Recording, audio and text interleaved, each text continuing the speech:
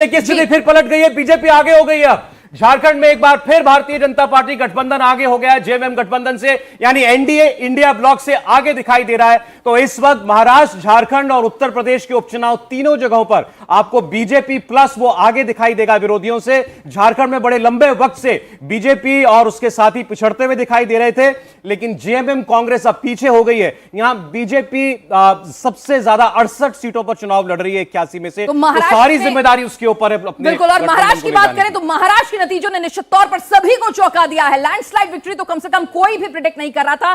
सभी लोगों को टफ फाइट या फिर एडवांटेज महायुति नजर आ रही थी, लेकिन यहां पर आप जो रुझान आ रहे हैं उनको देखेंगे तो वहां तो ऐसा लग रहा है कि यहां पर एक तरह से लैंडस्लाइड विक्ट्री की तरफ जो है महाराष्ट्र में बीजेपी बढ़ती हुई नजर आ रही है। मोदी का मैजिक एक बार फिर से चल गया। एक है तो सेफ है ने काम कर दिखाया है और साथ ही बटोगे तो कटेंगे। योगी जी पहुंचे थे लेकर हरियाणा में, वहां जो थंपिंग मेजॉरिटी मिली, उसके बाद ये महाराष्ट्र पहुंचे और महाराष्ट्र में भी देखिए कि क्या कुछ नतीजे जो हैं वो नजर आ रहे हैं। बीजेपी 100 के आंकड़े पर आ गई है अभी शुरुआती रुझानों में, कांग्रेस 45 पर। डायरेक्ट फाइट की बात फिलहाल कर लेते हैं। सीधी टक्कर बीजेपी और कांग्रेस के बीच में, जिसमें ज्यादातर सीटें विदर्भ में थी।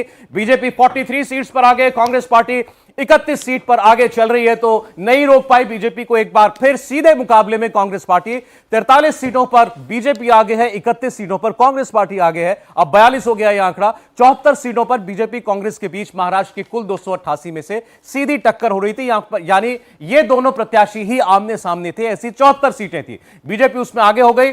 अब अगर बात करते हैं एनसीपी शरद पवार और एनसीपी अजीत पवार की, तो ये शायद किसी ने नहीं सोचा था कि ये मुकाबला ऐसा दिखाई देगा। ऐसी 39 सीटें जिसमें अजीत पवार 25 में आगे दिखाई दे रहे हैं। शरद पवार जो हैं केवल 11 सीटों पर, यानी पश्चिम महाराष्ट्र में भी शरद पवार पिछड़ गए, मराठवाड़ा में भी पिछड़ गए। और अगर शिवसेना वर्सेस शिवसेना की बात करेंगे तो 33 सीटों पर शिंदे सेना आगे है। एकनाथ शिंदे अब वो गर्व से कह पाएंगे कि मां बाला साहेब ठाकरे का उत्तराधिकारी मैं हूं।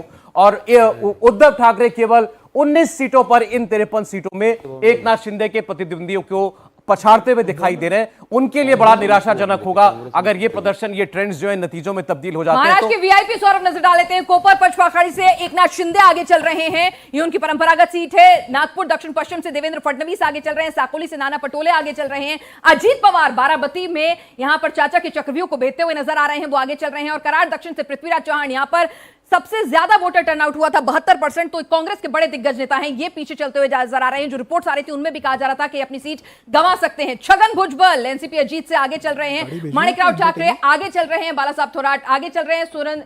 सुधीर मुनगंटीवार आगे चल रहे हैं। चंद्रशेखर बावनकुले बीजेपी के प्रदेश अध्यक्ष, वो भी कामठी सीट से आगे चल रहे हैं।